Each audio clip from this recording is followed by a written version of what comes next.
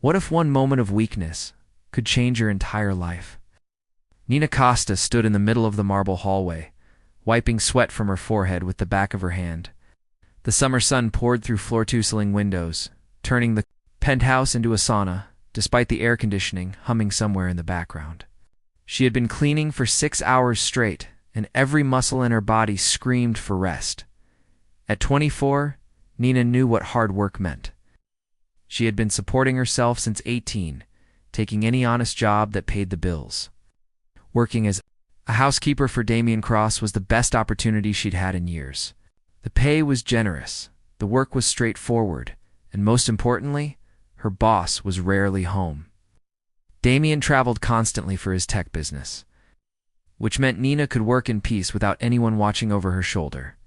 Today was supposed to be like any other Tuesday. Damien had left for Singapore on Sunday and wasn't expected back until Friday. Nina had the entire penthouse to herself, which should have felt liberating. Instead, she felt small and out of place among all this wealth.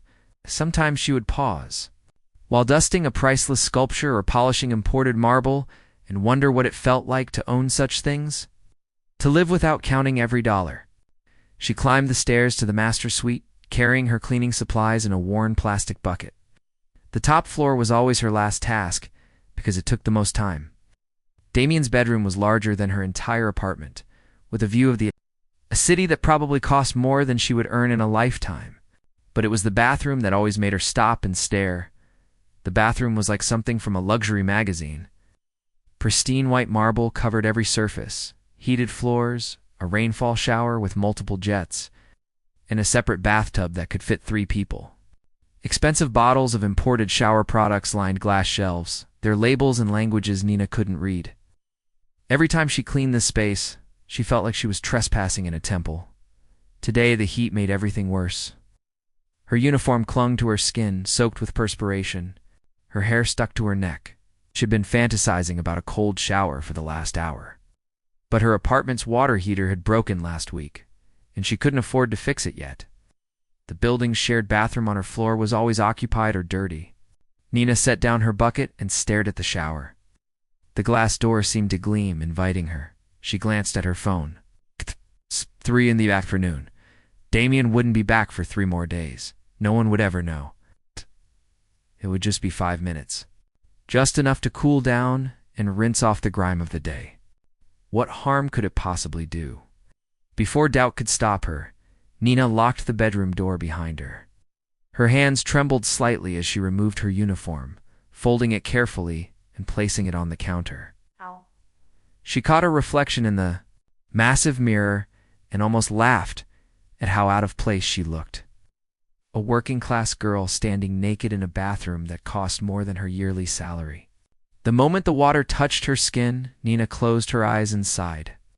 It was perfect, not too hot, not too cold, with just the right pressure. She reached for one of the bottles, something that smelled like mint and eucalyptus, and lathered it on her arms. The scent was incredible, fresh and expensive. For just a moment, Nina let herself imagine this was her life.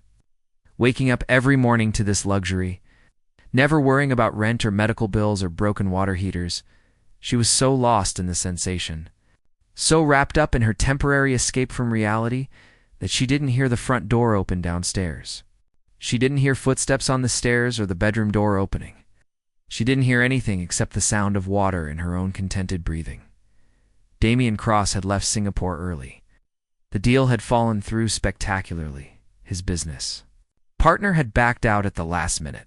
He had spent 14 hours on a plane thinking about everything that was going wrong in his life. All he wanted was to come home, take a hot shower, and forget this disastrous trip ever happened. He dropped his luggage in the entryway and loosened his tie as he climbed the stairs. The penthouse felt different somehow, warmer, lived in. He noticed the windows were open, which was strange. When he reached his bedroom, he heard it immediately, water running in his bathroom.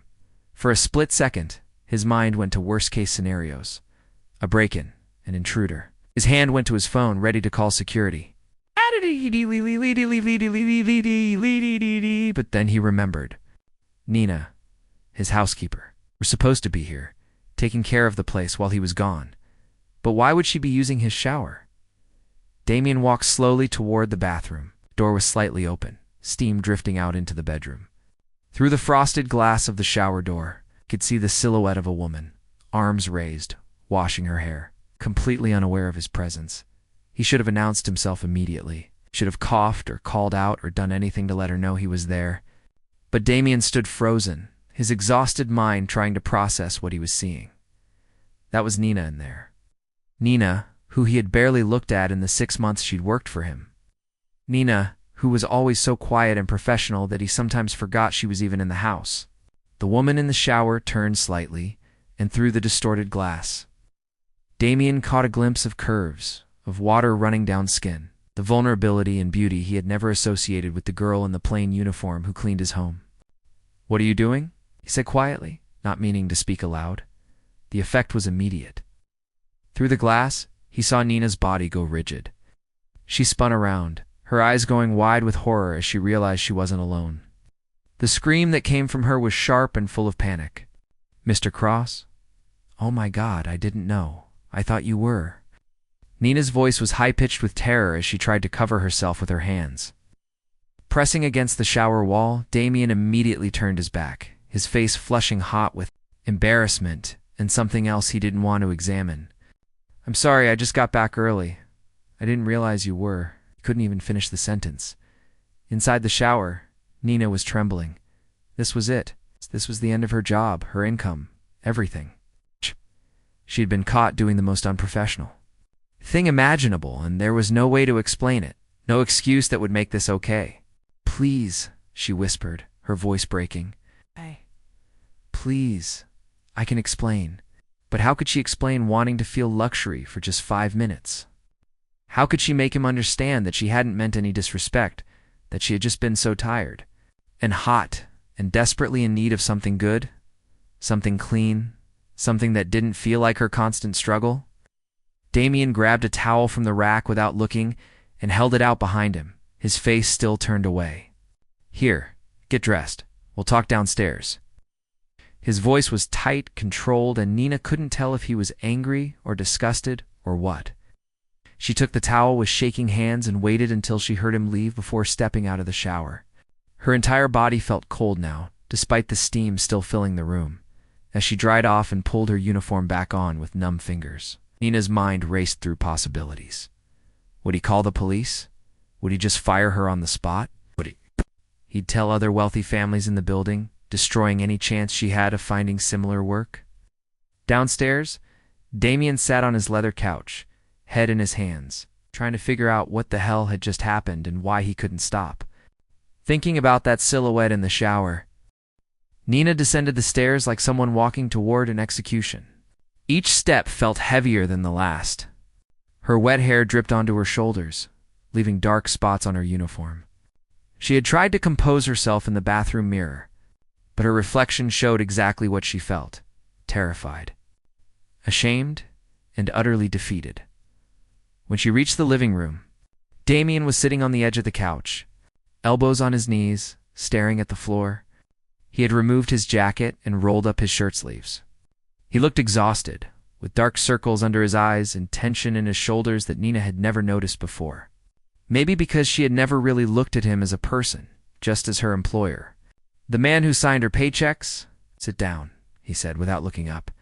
Nina perched on the edge of a chair across from him, her hands knotted together in her lap. The silence stretched between them like a physical thing, uncomfortable and heavy. She wanted to speak first, to apologize, to beg for her job. But the words stuck in her throat. Finally, Damien lifted his head. His eyes met hers, and Nina was surprised by what she saw there. Not anger, not disgust, but something closer to confusion and maybe strangely concern. "I'm sorry," they both said at exactly the same time. Nina blinked. "What? No, you don't have anything to be sorry for." "I'm the one who I should have knocked," Damien interrupted, or called out. "I shouldn't have just walked in like that. But it's your house. Your bathroom? I had no right to be in there." Nina's voice cracked. "Mr. Cross, I know what I did was completely wrong. I've never done anything like that before. The heat was so bad today, and I've been working since 7 this morning. And my water heater at home is broken, and I can't afford to." She stopped herself, realizing she was rambling. "There's no excuse. I understand if you want me to leave." Damien leaned back, studying her face, really looking at her, maybe for the first time. She had delicate features that looked younger than her years, honest brown eyes that were now red-rimmed with unshed tears, and a vulnerability in her expression that did something strange to his chest. "How long has your water heater been broken?" He asked. The question caught Nina off guard. About a week? But that's not your problem." "I shouldn't have. Do you have hot water at all?" "No, but I've been managing. I heat water on the stove for sponge baths." And she trailed off, embarrassed by how poor that made her sound. Damien shook his head slowly. "Nina, why didn't you tell me you were having problems at home?" "Because you're my boss, not my friend," she said quietly. "And you have your own life to worry about. You don't need to hear about my broken appliances." Something in her words hit Damien harder than he expected. She was right, of course. He had kept every interaction with her strictly professional, barely acknowledging her presence beyond instructions about how he wanted things done. He had money, success, and a penthouse with 5 bathrooms, while his housekeeper had been going without hot water for a week and he never even noticed. "I'm not going to fire you," he said finally. Nina's head snapped up, hope flickering in her eyes. "You're not?" "No, but we need to establish some boundaries." "Of course, yes, absolutely," Nina said quickly. "It will never happen again, I promise." "Actually," Damien said, and something in his voice had changed, become gentler. "I was thinking the opposite. If you need to use a bathroom, use one. Just ... Maybe not when I'm home, or at least let me know." Nina stared at him like he had grown a second head. "Are you serious? You work here almost every day. You should be comfortable. And if something breaks at your place, you should tell me. I can advance you money for repairs if you need it." "I can't accept that," Nina said immediately. "You already pay me fairly, do I?" Damien asked. "You work 10-hour days, 6 days a week. You clean a 5,000 square foot penthouse by yourself? And apparently you do it without even basic amenities at home." Nina didn't know what to say. This wasn't how this conversation was supposed to go. She had expected anger, dismissal, maybe legal action. Not concern. Not kindness. "Why are you being so nice about this?" she asked quietly. Damien was silent for a long moment. When he finally spoke, his voice was different, more raw. "Because I've been where you are." "Not exactly, but close enough." Nina waited, sensing he needed to continue in his own time. "I "Grew up poor," Damien said, the words seeming to cost him something. "Single mom, 3 kids, barely keeping the lights on. I worked construction jobs at 15, lied about my age to get hired. I know what it's like to be so tired you can barely stand, to want just 5 minutes of something better, something easier." "I had no idea," Nina whispered. "Nobody does. I don't exactly advertise it." He ran a hand through his hair. "I built this company from nothing, worked 100-hour weeks for years, and somewhere along the way, I forgot what it was like. I forgot to see people really see them. I've been treating you like you're invisible, and that's on me." The air in the room had changed completely. This wasn't employer and employee anymore. This was 2 people being honest with each other, maybe for the first time. "You're not invisible to me," Nina said before she could stop herself. Damien looked up sharply, and their eyes met. Something passed between them, a recognition, an understanding. A spark of something neither of them had expected or asked for. "Can I get you something?" Damien asked, breaking the intensity of the moment. "Water? Coffee? You must be exhausted." "I should finish cleaning," Nina said automatically. "Forget the cleaning. Take the rest of the day off. Paid." "Mr. Cross, Damien," he corrected. "Just call me Damien." That simple gesture, the offering of his first name, felt more intimate than it should have. Nina nodded slowly. "Okay, Damien." He stood up and walked to the kitchen, and after a moment's hesitation, Nina followed. She watched as he pulled out fresh bread, cheese, and fruit from the refrigerator. Assembling a simple meal with practiced efficiency? "I'm guessing you haven't eaten today," he said, not making it a question. "I had coffee this morning," Nina admitted. "That's not food." He pushed a plate toward her. Eat. They sat at the kitchen island together, and it felt surreal. Just an hour ago, Nina had been his invisible housekeeper. Now she was eating lunch with him, in his kitchen. While he asked her questions about her life, her family, her dreams, she told him about her mother's illness. The medical bills that never seemed to end. The community college classes she had stopped taking because she couldn't afford them anymore. She talked about wanting to be a teacher someday, about loving books and learning, about feeling stuck in a life that seemed to have no room for dreams. And Damien listened, really listened, not with the polite distance of an employer, but with genuine interest and understanding. When Nina's phone buzzed with a message from her mother asking when she'd be home, Damien noticed the old, cracked screen. "Let me call you a car," he said. "I take the bus," Nina replied. "It's fine, Nina." He pulled out his phone. "Let me do this, please." There was something in his voice, in his eyes, that made Nina nod. As they waited for the car to arrive, they stood by the window looking out at the city. Their shoulders were almost touching, and Nina could feel the warmth radiating from him. "Thank you," she said softly, "for not firing me, for understanding, for—" She couldn't finish the sentence, because what she really wanted to thank him for was seeing her, truly seeing her. Maybe for the first time in her life, Damien turned to look at her, and the distance between them suddenly felt very small. "Thank you for reminding me what matters," he said. When his phone buzzed, announcing the car's arrival, neither of them moved immediately. There was something electric in the air, something unspoken but powerfully present. Finally, Nina stepped back, breaking whatever spell had fallen over them. As she walked toward the door, Damien followed. "Nina," she turned back. "Tomorrow, when you come in, use whatever you need. The shower, the kitchen, anything. Make yourself at home. This is your workspace, and you deserve to be comfortable here." Nina smiled, the first real smile she'd given him. "Okay, I will." After she left, Damien stood in his empty penthouse and realized that for the first time in years, it didn't feel quite so empty anymore. Over the next 2 weeks, something remarkable happened in that penthouse.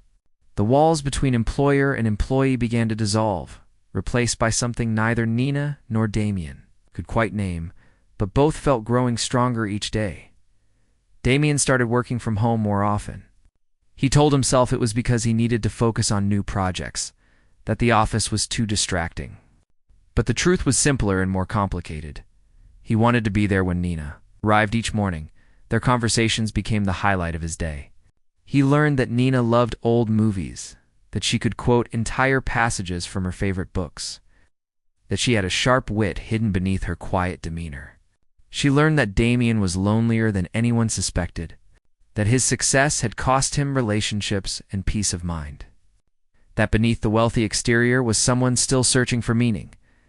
One afternoon, Nina was organizing Damien's study when she found a worn notebook hidden among expensive business books. Curious, she opened it and found page after page of sketches. They were beautiful, intricate drawings of buildings, landscapes, and people.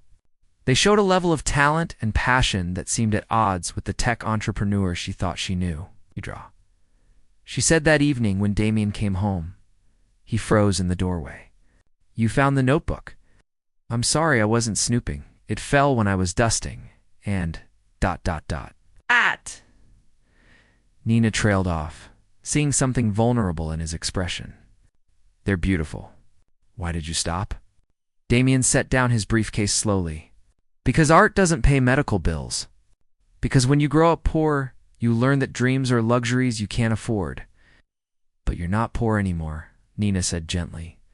"You have everything. You could draw again if you wanted to." "Could I?" Damien moved closer to where she stood, holding his forgotten dreams in her hands. "I built this entire life around being practical, around success and money. I don't know if I remember how to be the person who created those drawings." Nina looked down at the sketches, then back up at him. "I think he's still in there. I think he's been there all along, just buried under expectations and fear." The way she looked at him in that moment, with such understanding and faith, made something crack open inside Damien's chest. "How did you get so wise?" he asked softly. "I'm not wise. I just know what it's like to give up on dreams." Nina closed the notebook carefully. "But maybe we don't have to stay stuck. Maybe it's not too late to remember who we wanted to be before life got hard." That night, Damien pulled out the notebook and drew for the first time in 15 years. His hands were rusty, the lines uncertain, but it felt like breathing after being underwater too long. The next morning, he left a sketch on the kitchen counter for Nina to find. It was a drawing of her, captured in a quiet moment, reading while sunlight streamed through the window. He had caught something in her expression, a combination of strength and gentleness that made the portrait feel alive. When Nina found it, her hands trembled. No one had ever seen her like this, as someone worth capturing on paper, as someone beautiful and significant. "This is how you see me?" she asked when Damien emerged from his bedroom. "That's how you are," he replied simply. Nina felt tears prick her eyes. "I don't understand what's happening here." "Neither do I," Damien admitted. "But I don't want it to stop." They stood there in the morning light, the truth hanging between them. This had become more than an employer-employee relationship. This had become something real and precious and terrifying. "I should quit," Nina said quietly. "People will talk. You could get in trouble. This isn't appropriate." "I don't care what's appropriate," Damien said, moving closer. "Do you want to leave?" "No," Nina whispered. "But I'm scared of what? Of this being temporary? Of waking up and realizing that girls like me don't end up with men like you? Of getting hurt when reality comes back?" Damien reached out and gently took her hand. "What if reality doesn't have to come back? What if we get to decide what reality looks like?" "That's not how the world works," Nina said, but she didn't pull her hand away.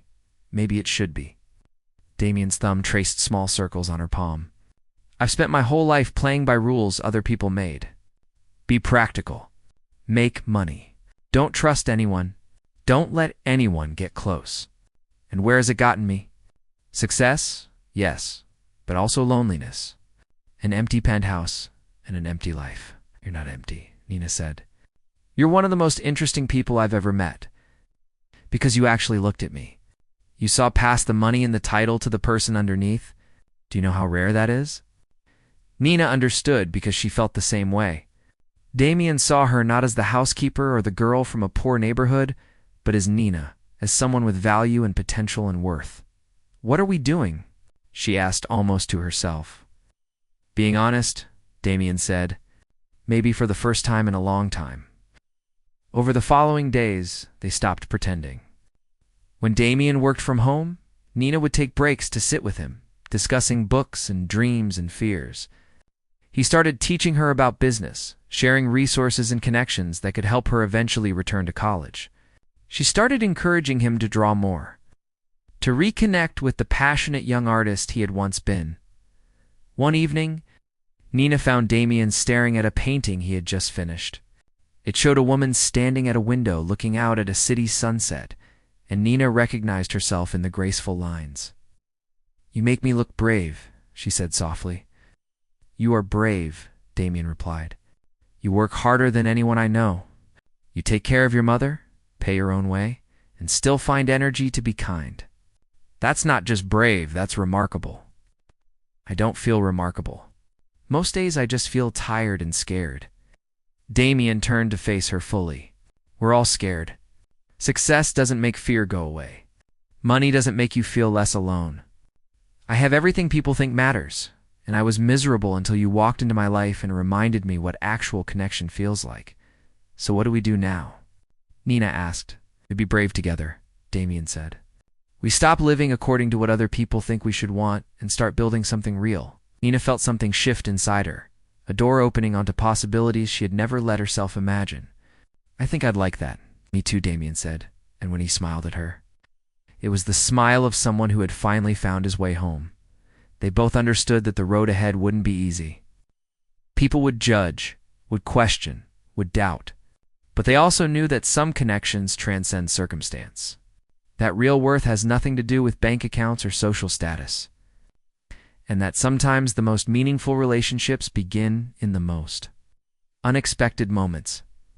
standing there together in the fading light, surrounded by Damien's rediscovered art and the honest warmth of genuine connection. Both Nina and Damien felt something they hadn't felt in a long time: hope.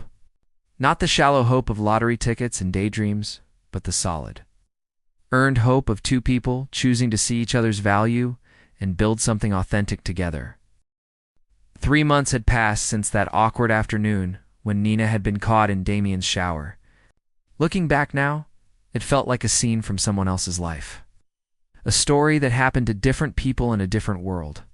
The penthouse had transformed in subtle ways. Nina's textbooks now sat on the coffee table, mixing with Damien's business journals. Her favorite tea shared shelf space with his expensive coffee. The walls displayed some of Damien's new artwork, pieces that showed both of them in quiet moments of everyday life. A visual diary of their growing relationship. Nina had officially enrolled in evening classes at the community college. Damien had offered to pay her tuition, but Nina insisted on doing it herself, taking out a small loan she would repay with the raise Damien had given her, not because of their relationship, but because she genuinely deserved it. This distinction mattered to both of them. Their connection needed to be built on equality and mutual respect, not dependency. Damien had started attending art classes on weekends, reconnecting with the creative side of himself he had buried for so long. His business continued to thrive, but now it occupied only part of his identity rather than consuming all of it. He had learned to make space for joy, for expression, for the messy, beautiful reality of being fully human. On a quiet Sunday morning, they sat together on the balcony, watching the city wake up beneath them. Nina was reading aloud from a novel she loved, and Damien was sketching her profile while pretending to listen. The air was warm but not oppressive, comfortable in the way only autumn mornings can be. "I've been thinking," Nina said, setting down her book. "Dangerous," Damien teased, earning himself a playful glare. "I'm serious. I've been thinking about that day. The shower incident." Damien's pencil paused on the paper.